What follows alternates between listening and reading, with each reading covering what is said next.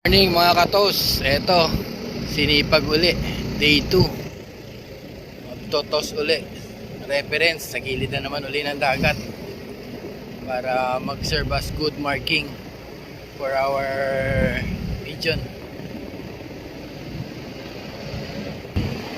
Gaya nung sabi ko sa kahapon sa video ko, kailangan sanayin natin magkaroon siya ng approach different direction para different view, magkaroon siya ng idea regarding dun sa loft location natin, mapa north, east, southwest.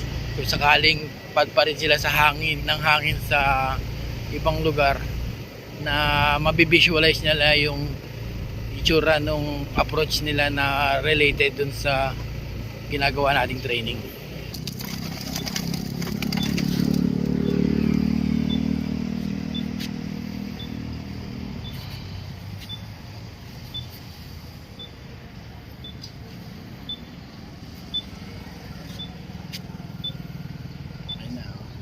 Hindi na sila, hindi na sila makita.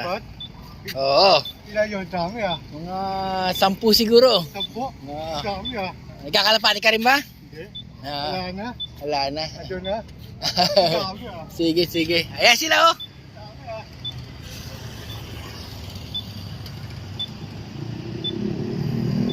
Natuwa yung isang kaibigan natin. Dami raw ng kalapati. Yun lang muna. Good morning. Good morning.